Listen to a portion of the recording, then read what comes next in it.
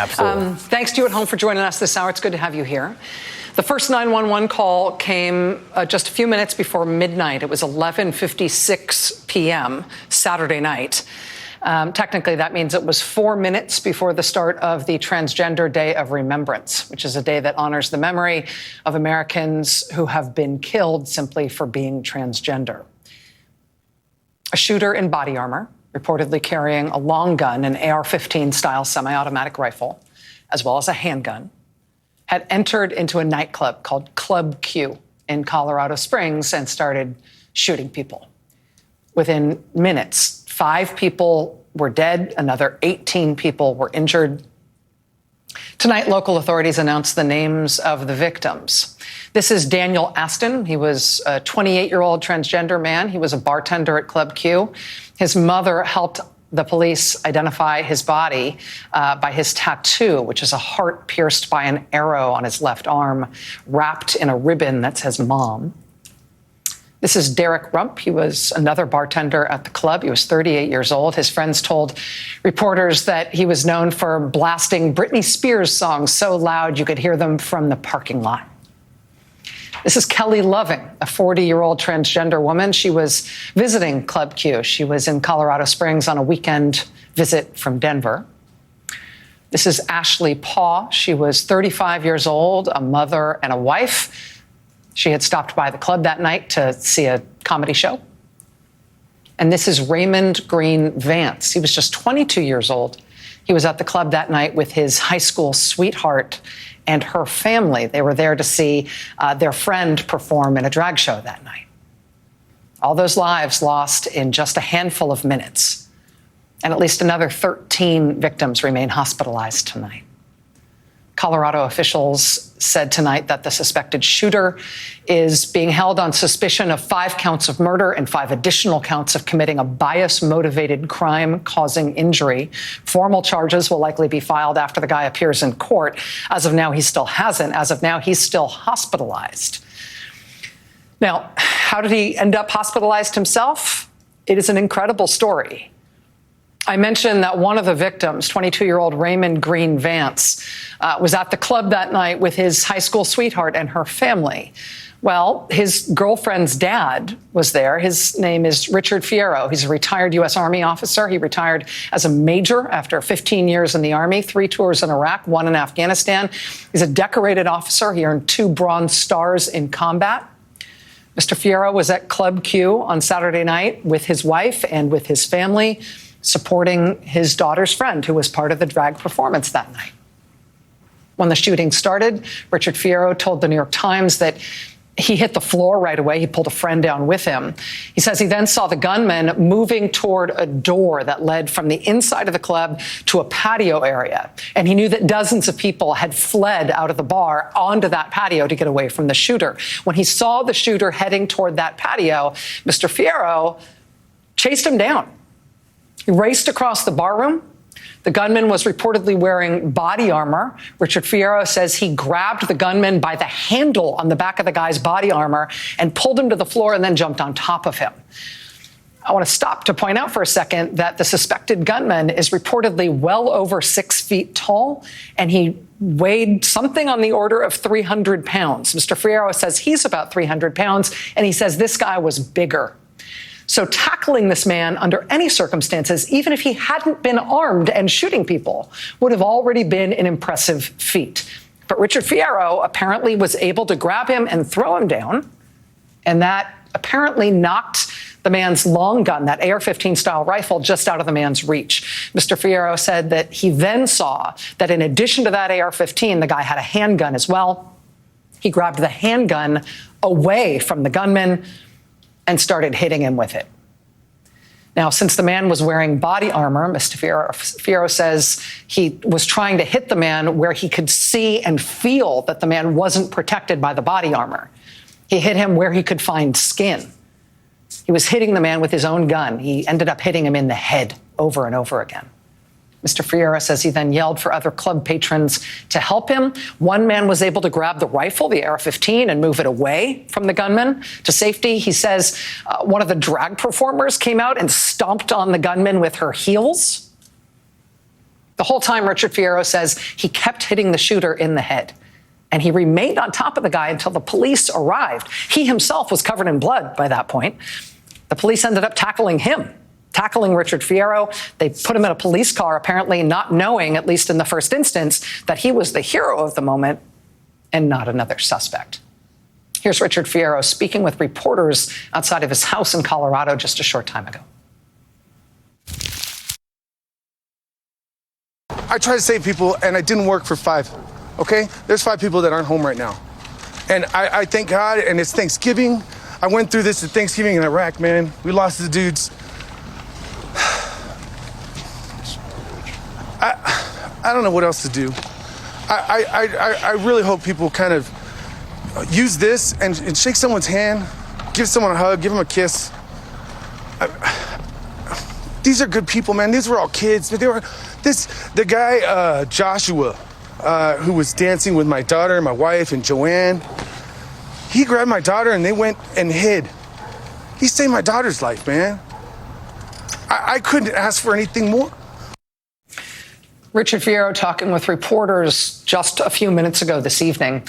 That man that he just mentioned, Joshua, I should tell you, well, first of all, I should tell you that officials said tonight that a second individual other than Richard Fierro, a man named Thomas James, was also credited by officials tonight with helping subdue the suspected gunman. In terms of police, they arrived quickly. They arrived 6 minutes after the initial 911 call. I said that initial 911 call came in 4 minutes before midnight. The police arrived 2 minutes after midnight. They're very fast. But even so, by the time the police arrived, the shooting had stopped. Because these patrons themselves, they're the ones who had pinned the suspect down, beaten him senseless with his own weapon. Tonight, officials are investigating this attack as a potential hate crime. They haven't confirmed any motive from the suspect at this point. But you heard there Mr. Fierro mention a man named Joshua, he says was dancing with some of his family members and who grabbed his daughter and pulled her to safety. Here is the man who we believe Mr. Fierro is referencing there. His name is Joshua Thurman. He's one of Club Q's patrons. He was there on Saturday night, and here's him describing part of his experience that night. So I crawled out of the dressing room literally on my stomach and saw the police, and they didn't even know we were in there. And once they found us, we were escorted out. When we were escorted out, bodies on the ground, blood, shattered glass, people dead. It was sad. It was scary. Yeah, it is a shock. This is the only LGBTQIA plus space we have in the city of Colorado Springs. We just had the Remembrance of Night of Pulse earlier this year. You know, like it's a big shock. It's our safe space is no longer our safe space. We come here to enjoy ourselves, to get away like everybody else does, to get away from the BS, you know, just for a couple hours. How can we do that now? How can we do that now? Joining us now are Matthew Haynes and Nick Grzeka. They are the co-owners of Club Q, where this mass shooting happened. Mr. Haynes, Mr. Grzeka, I am so sorry for what you have been through. Thank you for being willing to be with us tonight. Thank you.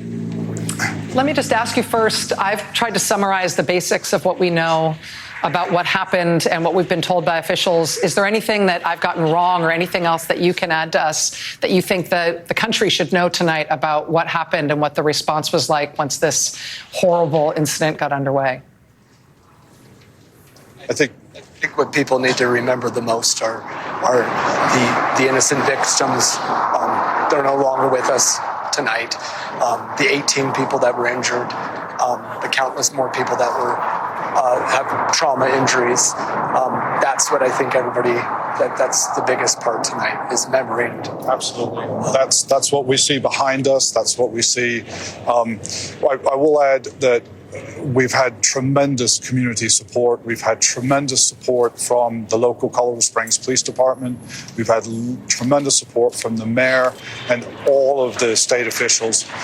So we couldn't have asked for more support. The reaction that night was outstanding. We had so many police officers. We had such a response.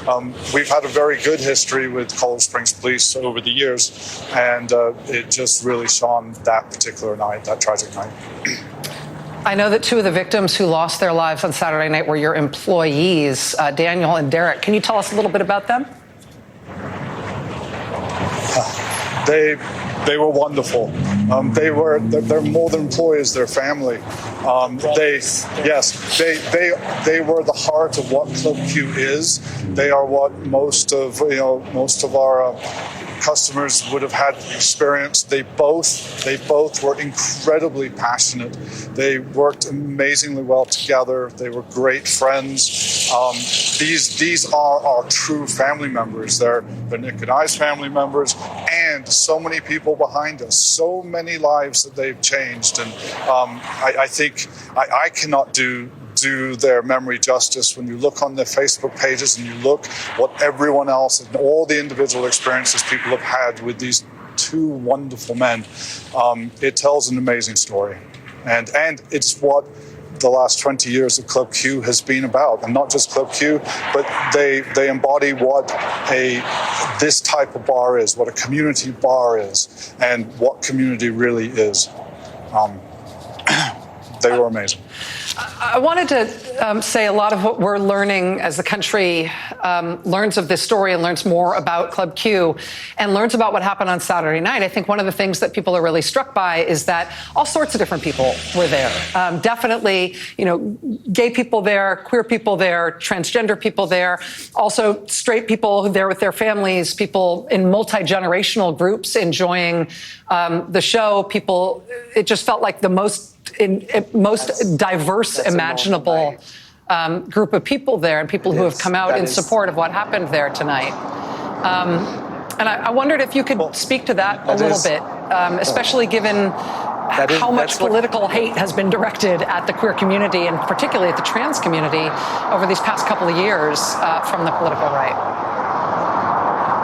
And that is what Club Q is. That is what a queer space is. It's a space that all of these people can gather together without hate, without prejudice, to feel safe. And that's every night at Club Q. It's every night at every queer bar across the world. And that's the devastating thing, is this community has lost their space. But the community that they've built inside that space can't be taken away. And we talk about hate, but for all the hate, there is still so much love. And that's what we've had in this bar. And that's what the Saturday night was, a representation of what every night is there. It is full of a community of people. And when I say community, I don't mean just gay people. It's all of the allies. It's all of the people and all of the support we have. This is 2022 after all. And we have come a long way than where we started 20 years ago here building this business. And so there's a lot of victories we've all had, and we do receive so much support from so many walks of life. Matthew Haynes, Nick Grzeka, the co-owners of Club Q in Colorado Springs, thank you for being with us. I know it's an incredibly difficult time. We appreciate you being here tonight. Thank you.